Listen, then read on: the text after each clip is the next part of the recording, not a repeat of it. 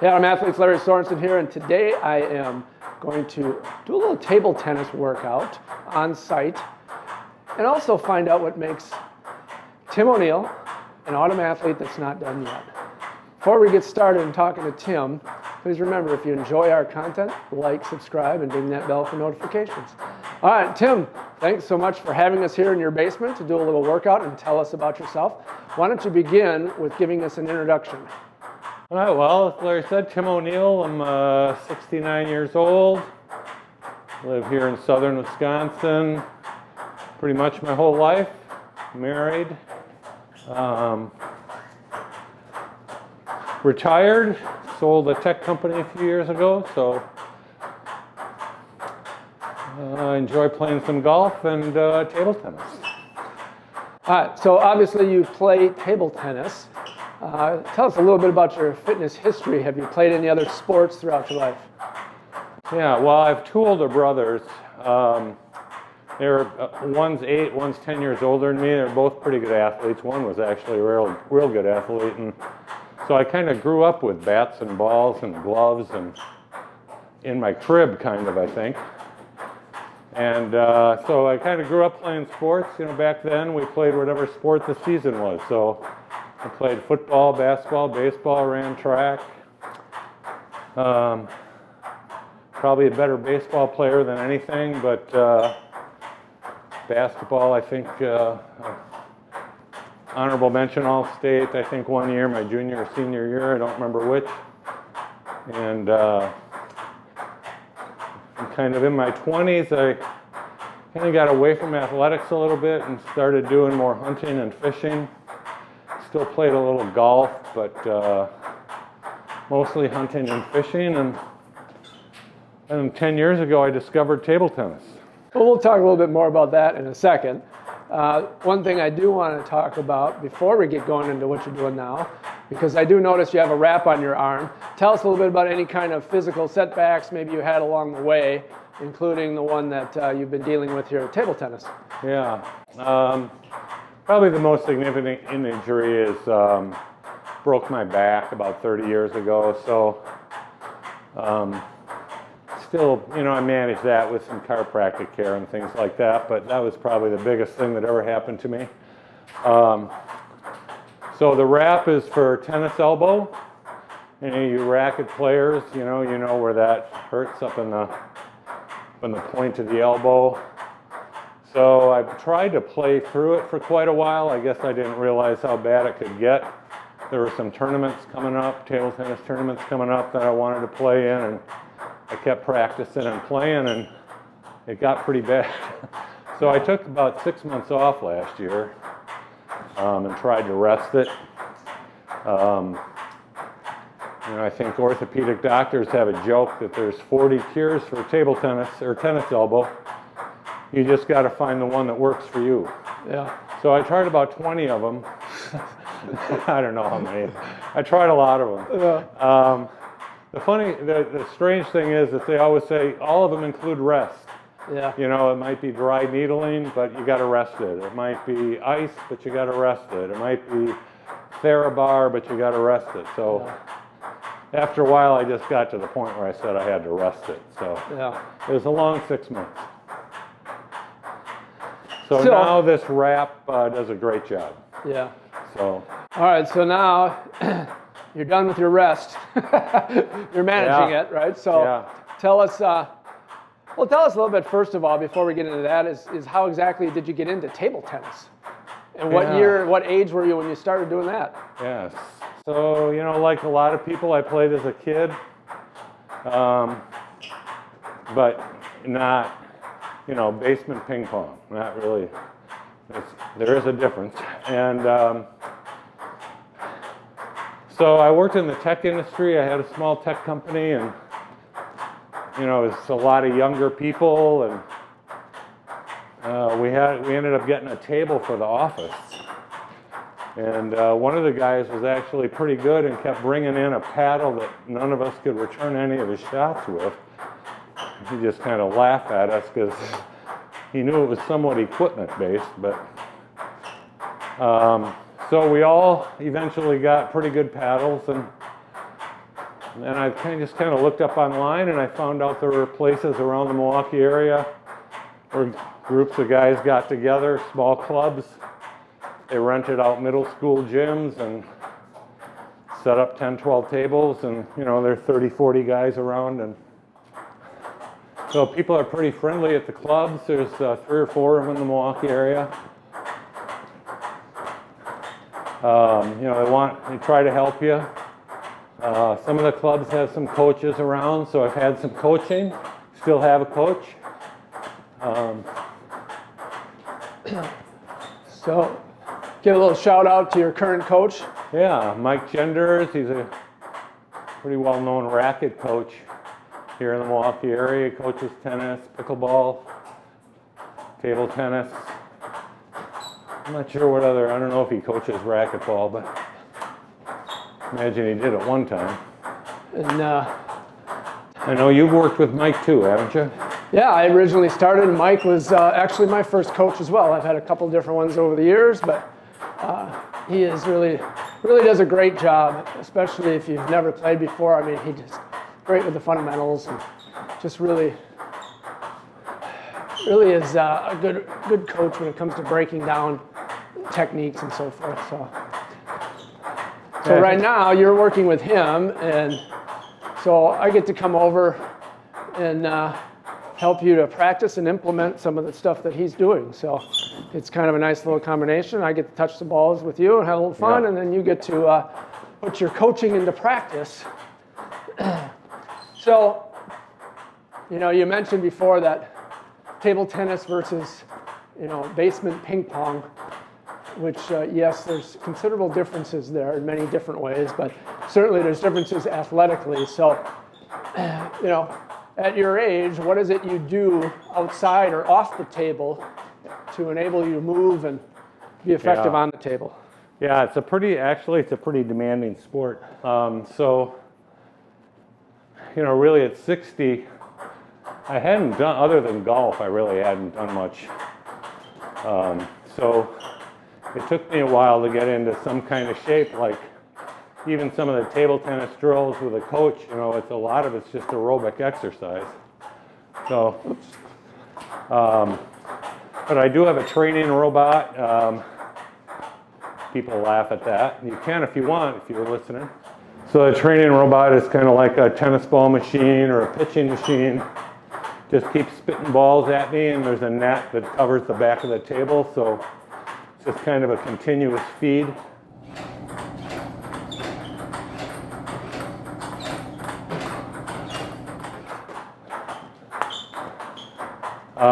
So I can set up a lot of aerobic type stuff with that, footwork drills. So that's pretty helpful. But I also needed some strength stuff. Like this is, especially legs, this is pretty demanding sport on the quads. So never been a big lifter. I mean, I did go to the gym for a while in my 20s and did some stuff, but I'm kind of a band guy. I kind of found that I like working with bands. So I have about a 40-minute routine that I do a few days a week with that for strength.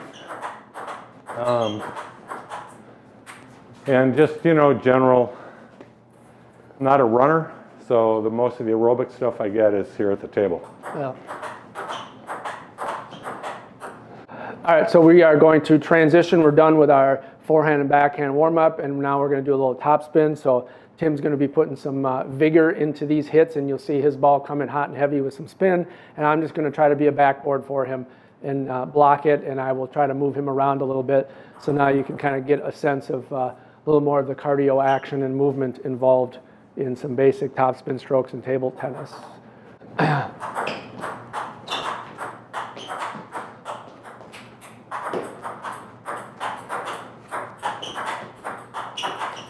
So, while you're ripping these balls, why don't you tell us a little bit about your approach to diet and nutrition? So about 3-4 years ago, I was diagnosed with a pancreas issue. So my nutrition's kind of defined for me. It works pretty well in that I have to eat a lot of lean, meat because I don't digest fat very well. So eat a lot of chicken breast, fish, pork tenderloin, salads. I gotta get carbs from somewhere, so brown rice, quinoa, whole grain pastas, fruits. So it's pretty well. I miss fat, you know, like I miss guacamole. But as an example, I'm trying to limit. Oh, my fault. I was off my I finger. try to limit myself to about 50 grams of fat a day. Otherwise, I just don't digest it well. So I have to take medication to digest food. Yeah. And if you've ever counted your fat grams, Yeah. 50 grams is not a lot of fat. Yeah, that doesn't. So, You're not eating a bunch of candy bars or something. Yeah. yeah.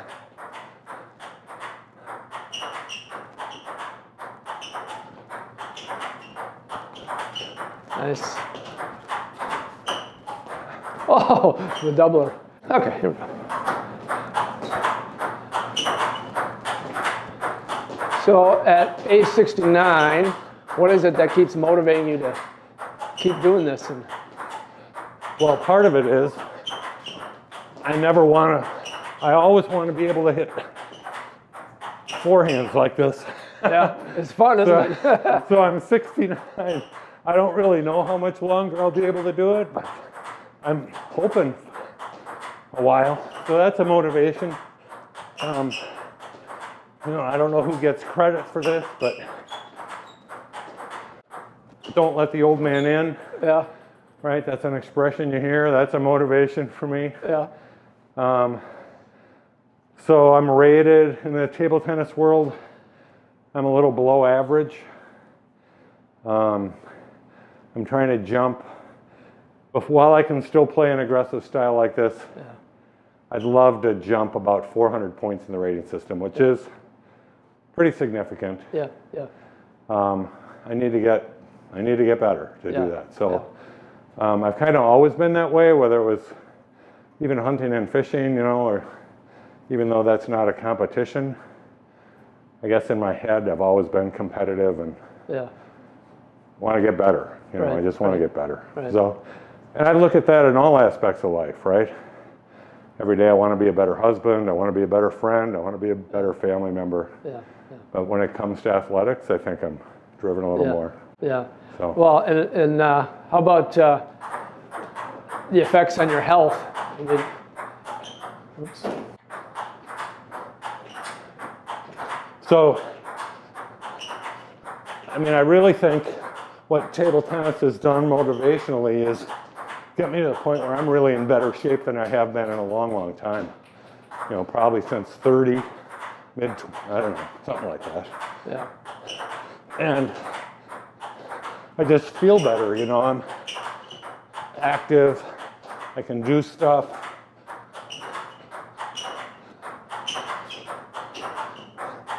Like top spins. For hours on end.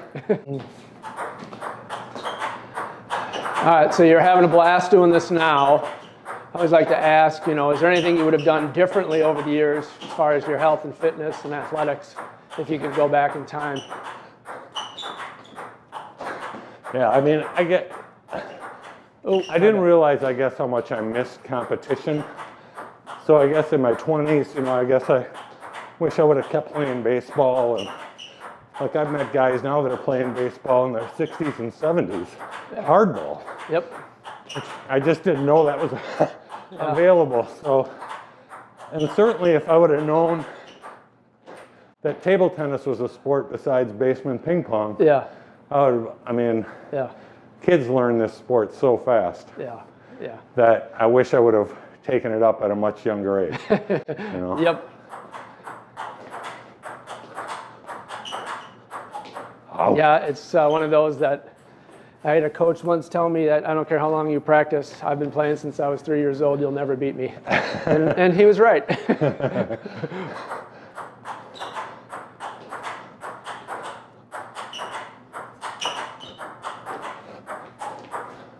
My bad.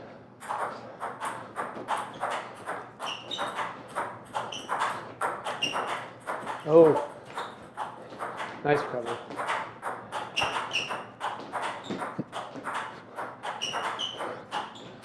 There it is.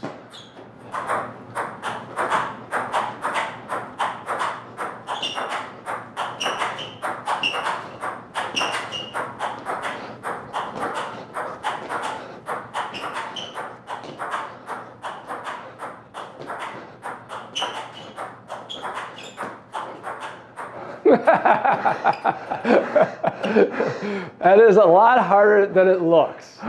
It definitely takes a lot more out of your body than you realize.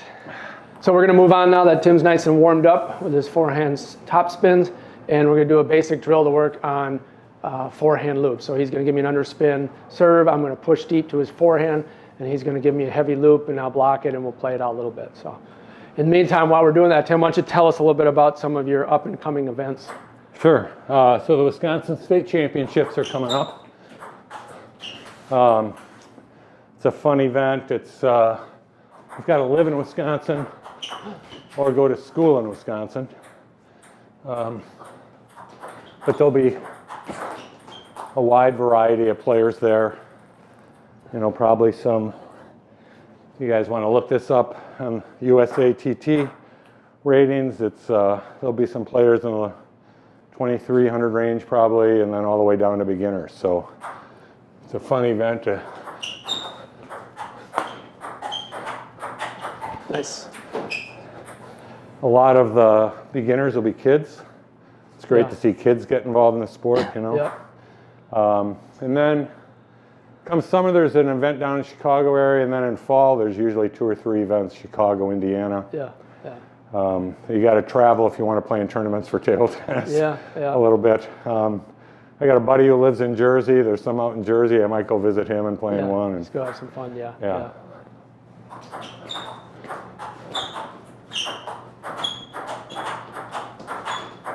Ah, nice.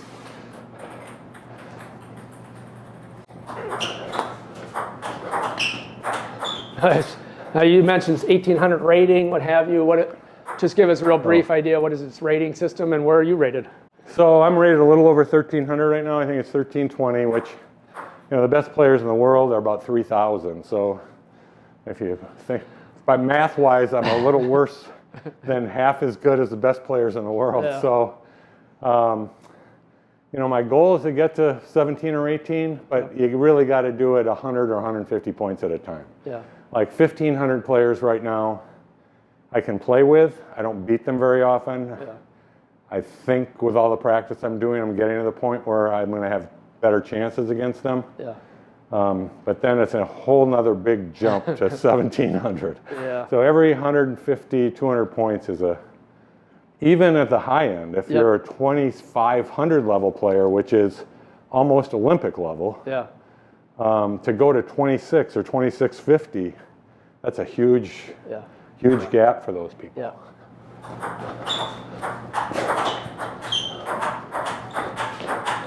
Nice, good. So hit a couple of nice ones right there. Just a good spot to aim for. Nice, nice, nice.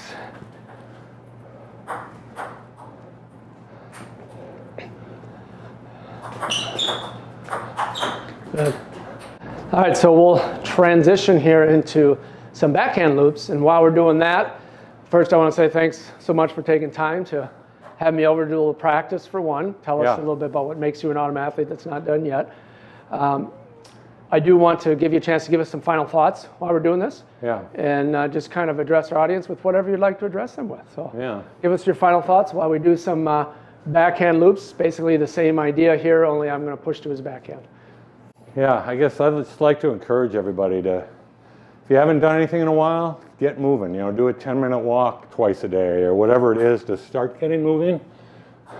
And if it's a athletic event that's going to get you more involved in it, then go back to one. I mean, pickleball certainly is popular, but there's a lot of things. I mean, there's softball leagues for old people.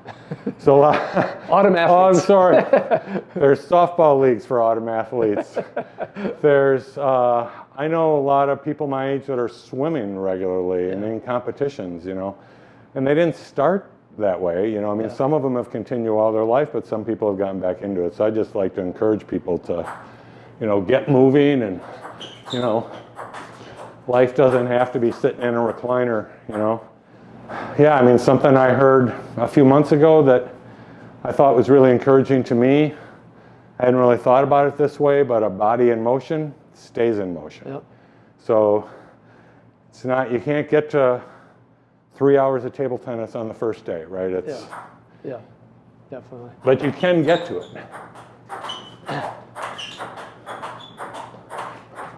Nice. There you go, Autumn athletes. Tim O'Neill, he is definitely an Autumn athlete that's not done yet. Remember, like Tim said, keep moving, set your own goals, and train hard to achieve them.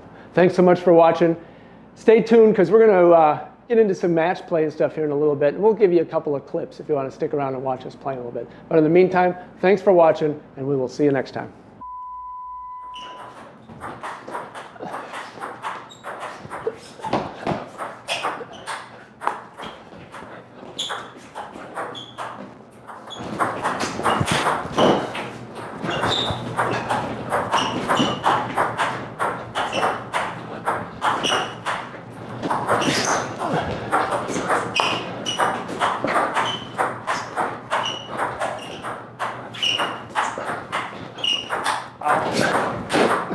Yeah.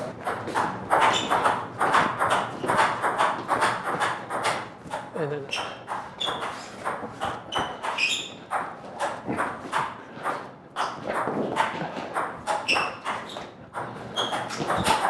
Ooh.